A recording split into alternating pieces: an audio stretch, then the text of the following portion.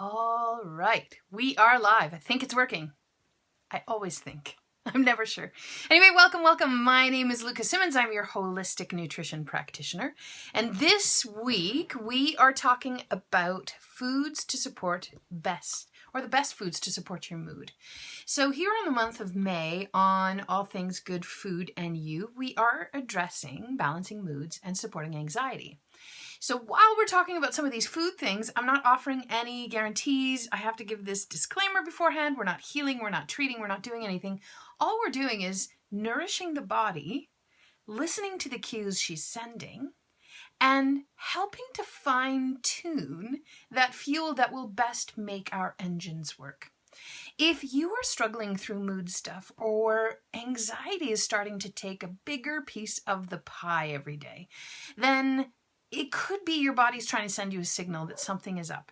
And nutrition can certainly be one of those pieces. Hi, Grant. Hi, Kelly. These foods can be certain pieces of the puzzle that can better fuel you through your days.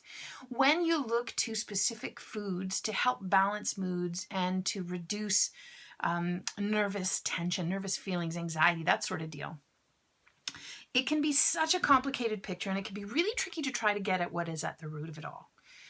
But your day-to-day is experienced through that lens of the emotional roller coaster, or the more lows or the more highs, those types of things. So today we're going to be talking about these three foods. I have a timer so I can keep it to 14 minutes so I can then put it on IGTV later.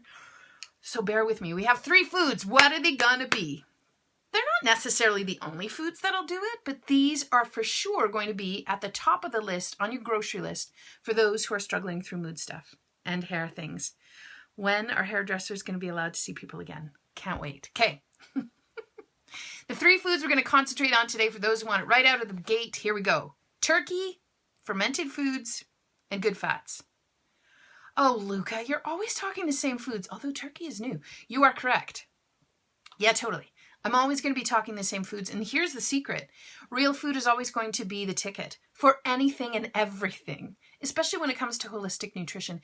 You can focus on one specific ailment or one specific thing if you want, but I will promise you that the base work for all health concerns, health goals, or types of things you're struggling with, it's always going to come back to real food. So let's start with turkey. Turkey is one of the best foods in order to support better moods and reduced anxiety. Here's why. It's one of the best sources of tryptophan. Remember, you know how everybody okay, so it's Thanksgiving and everybody eats the turkey and then an hour after dinner, everyone's having a nap. That's why. It is because the makeup of, thumbs up for real food. Oh, hi, Debbie. So tryptophan is the amino acid, one of the amino acids that's found in turkey. An amino acid is just the smallest building block of protein. And there's just a small number of amino acids in the universe that we know of. And these building blocks of protein, we need them for a lot of different things. And when it comes to mood, tryptophan is one of those key amino acids we need to balance moods and to support that anxiety. Now, tryptophan, when we eat it, frog in my throat. It's not COVID. Sorry. So turkey and tryptophan in the body, when you consume turkey, we're hoping that your body is good enough and doing well enough in digestion to take that food and break it down into nutrients. So hopefully your body can take turkey and break it down into small enough components to get that tryptophan that's locked into the food. So first of all, let's make sure your digestion's working well. Oh, I have something coming up on that soon. Okay. Of course I do. Tryptophan, when it's in that smallest form, is the building block for a neurotransmitter called serotonin. Most people will have heard of serotonin. Well, it doesn't just appear out of nowhere. Your body has to make serotonin, and it makes it in the gut and quite close to your poop chute. Ha ha ha! I've said it before and I'll say it again. Yay, pooping. So, it's never a dull moment. Love me some serotonin too, Kelly. Yes. So turkey provides your body with some of that tryptophan so that you can convert it into serotonin. And that serotonin is your neurotransmitter that helps keep an even balanced keel when it comes to emotion. So serotonin and low circulating levels of serotonin in the body are linked to depression. Low or troubles with serotonin have been linked to IBS and IBD. Well, isn't that interesting? Where else can you find tryptophan? Well, you can find it in eggs. You can find it in cheese. You can also find it in most, and actually all of your animal-based proteins. You can also find it in most seeds for our friends who are currently eating vegetarian or vegan. So make sure you're having a lot of seeds in your diet. Make sure that you are prioritizing, making sure that you're able to digest well so you can get the protein out of your eggs, the tryptophan out of your turkey, that tryptophan out of any poultry products, wild game, pastured meats, those types of things. So tryptophan is one. Now tryptophan, we're going to expand on this because it takes us to food number 2.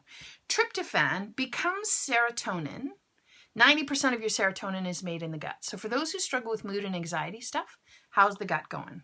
I promise you there is a gut link connection. So 90% of that serotonin is made in your gut with the help of endocrine cells that line your gut lining. Yeah, you have glandular or endocrine cells lining your intestinal lining. They're part of the machinery. Oh my God. Hormonal balance begins in the poop chute. Oh, well, sort of. Kind of. Well, yeah, but okay. Now I'm just getting too crass, but serotonin is made at the tail end of your gut. So it's made with the help of your microbiome. And your microbiome is that collection of 4 to 6 pounds of bacteria, fungi, and yeasts that are naturally occurring in your gut. Microbiome is a hot topic these days, and with good reason. It's fantastic. It plays such an important role in so many things. One of them is making serotonin. So in order to look after your the bugs of your gut, one of the best foods to do that is, well, first of all, real food, because real food will help. The more variety of real food you've got, the more you're supporting those bugs at the gut level to be balanced. So variety of real food is good.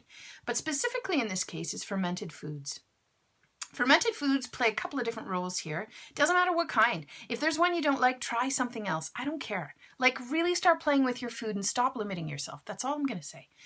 But start with a yogurt, if that sits okay. If you're off dairy, try coconut yogurt. If that doesn't feel right, try some apple cider vinegar. Maybe you're keen enough to try some kimchi or sauerkraut, or you want to try your hand at beet kvass. I'm going to make some this afternoon. Make some. Buy some. Doesn't matter. Make sure it's probiotic. Those probiotics in that fermented food will help to keep a happy gut going, which then supports your microbiome. That flush of probiotics that you're putting into your digestive tract, kimchi's, right? You need to be washing these probiotics on a regular basis. So it's not just well, I'll eat probiotic foods for a week and then I'll feel better. No, that's a constant. In fact, fermented foods would be well indicated for the majority of people who are struggling through mood stuff or anxiety stuff. The only time it would be a bit trickier is if when you consume these fermented foods and you are noticing that your anxiety is rising, then we need to do a bit of sleuthing work to find out if there's a histamine issue. Sometimes histamines and the inability to move spent histamines out can be at the root of anxiety specifically. That's a talk for another day.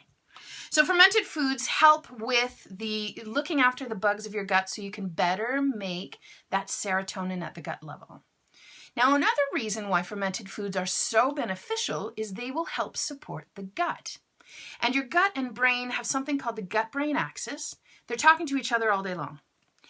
The gut is sending all kinds of messages to the brain because the brain needs to know what's going on in the world around her so that she's better able to make decisions and prioritize what needs to happen in the body. It's kind of like the supercomputer, right? Your brain is that supercomputer of your body. And she's got scouts all over in the body reporting back with what's going on. And the vagus nerve is one of those big connections that goes from the tail end of your gut right into, oh, hi, Chris, nice to see you, right into your brain. So that gut-brain axis communication happens through that vagus nerve. And the microbiome that you've got going on has a really big part to play in sending messages back and forth. Anything you can do to reduce the amount of chatter coming from the gut to the brain is actually going to go miles in reducing anxiety and sort of bringing that emotional high to a more manageable, even-keeled place. So there's a couple of different ways that ferments can help. So how do you start? Well, if you've never done it before, start with 1 teaspoon or half a teaspoon a day. When that feels good for a week, move up to 2 teaspoons the next week, move up to 3 teaspoons on week 3, so on and so forth, until you're consuming ferments at most meals. You can totally have it at every meal. You can have it in between meals too if you want. Once you start adding in ferments, that's one of the biggest needle movers for a lot of people. And I, for one, it was indeed one of the biggest needle movers for myself. And I struggled with histamine things. So you can come around to it. It takes diligence and it takes practice and it takes listening to the body to hear what kind of signals she's sending. But start small and add bit by bit. Take it slow and take it easy. Item number 3, best foods for balancing moods and supporting anxiety and emotional roller coaster things are good fats. What's a good fat? Well, you'll learn that if you take the Real Food Real Food Redux, which is a simplified version of the program.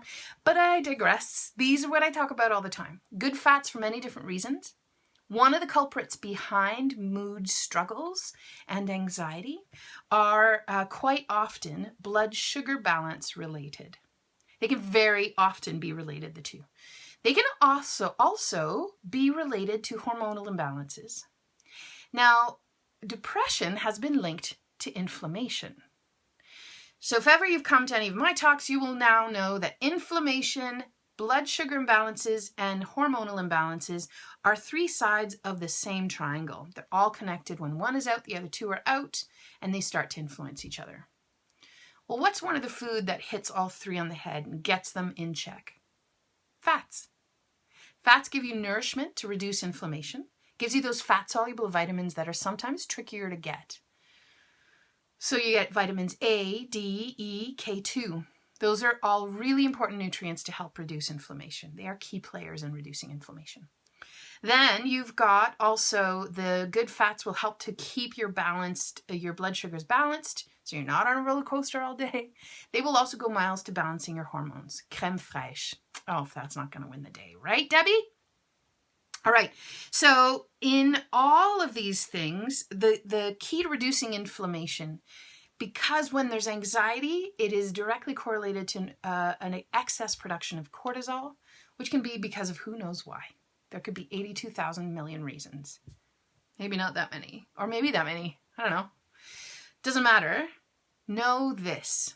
Food can be one of those vehicles that can really help to keep the emotions in check by addressing really good nutrition and providing your body with the nutrients it needs to balance everything so you can feel good. Providing your body with those nutrients to help reduce inflammation, and providing your body with deep nourishment. When you're nourished deeply, it takes the body out of survival mode. And now you can go into feeling good mode. So it's one of the things that you can control. The food you eat, the food you put in your mouth is totally decided by you. Yeah, it's driven by hormonal imbalances, cravings, all of these things. Yeah, sure. But you do have a choice to play. Unless you're 2 years old, you have a choice to play in your food choices every day. I know, it seems kind of makes sense, right? So eat turkey, add ferments, and make sure there's good fats. That's butter, coconut oil, olive oil, avocado oil. Some of these will also provide you with some EPA and DHA, which are really good for balancing the emotions from the heart and the brain function so that it can better meet the needs of the day if there's stress at the table. And so this is how we get through the day. We eat real foods. And today we just happen to focus on those 3. If you need any help navigating this kind of content, I'm here for you. Comment below, send me a private message. There's my 14 minutes. Send me a private message. We'll get you set up so you can feel real good. I've got lots of tools at the ready, some online group coaching programs coming down the pike, and one-on-one stuff. So hit me up. I'd love to be your ally. I want you to go eat some good food now. Goodbye. Thanks for tuning in. Ciao.